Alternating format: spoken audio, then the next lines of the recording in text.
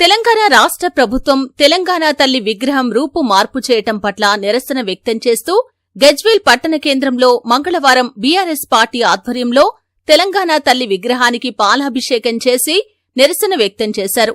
ఈ కార్యక్రమంలో పాల్గొన్న ములుగు మండల తాజా మాజీ జెడ్పీటీసీ జయమ్మ అర్జున్ గౌడ్, గజ్వేల్ నియోజకవర్గం బీఆర్ఎస్ సోషల్ మీడియా ఇన్ఛార్జ్ కొమ్ము నవీన్ కుమార్ మాట్లాడుతూ రాష్ట్ర ముఖ్యమంత్రి రేవంత్ రెడ్డి ప్రజా సంక్షేమ పాలన పక్కన పెట్టి బీఆర్ఎస్ పార్టీ మీద కక్ష తీర్చుకునే విధంగా అన్ని మార్పులు చేస్తూ తెలంగాణ తల్లి రూపం మార్పు చేయటం బాధాకరమని అన్నారు.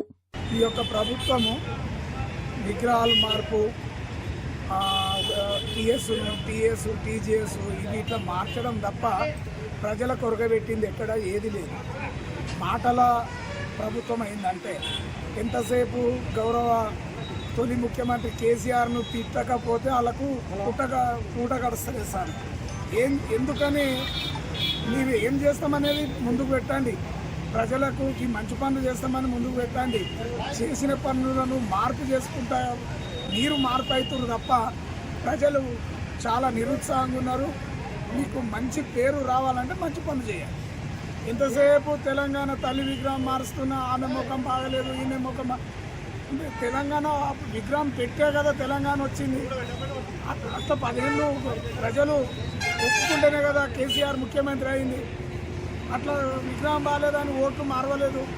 ఇప్పుడు మీకు ఏదో తెలిసి మార్పు కోరుకుంటున్నా, నేను ఇచ్చేస్తా అది చేస్తా, ₹1,00,000 5 లక్షలు, ఒక రైతుకు 2 లక్షల రుణమాఫీ అని నానా విధాలు చెప్పుకున్నావు. అవి అమలు అవుతలేవు. కానీ ఇక్కడ ఒకటి రైతులను మోసం చేసుడు, ప్రజలను మోసం చేసుడు, ఏది ఇవ్వకపోగా ఇవన్నిటిని కప్పిపుచ్చుకుంటే ఒక విగ్రహం మార్పాటు చేసుకోవచ్చు.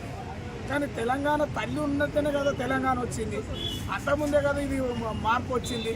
ఈ విగ్రహం అప్పుడు లేదా, పబ్లిక్ తెలియదా? నేను అధికారికంగా ప్రకటిస్తా అంటే గౌరవ ముఖ్యమంత్రి కేసీఆర్ ఉన్నప్పుడు సెక్రటరేట్ కట్టిండు. అవన్నీ చేసే టైం సరిపోకముందే నువ్వు మా ఎలక్షన్ వచ్చింది. ఇంకా భావితరాలకు గౌరవ ముఖ్యమంత్రి కేసీఆర్ చేయాలనుకున్నాడు. ఇంకా చాలా ఉన్నాయి, ఇవి నడుమిట్లో పోయినాయి. పబ్లిక్ తెలియాలనే గౌరవ ముఖ్యమంత్రి కేసీఆర్ గారు నీ ముఖం చూడకుండా అసెంబ్లీకి కూడా వస్తే సిగ్గుపడుతూ, అది గుర్తుపెట్టుకో. ఫస్ట్ నన్ను రా అని కేసీఆర్ని రెచ్చగొట్టకు.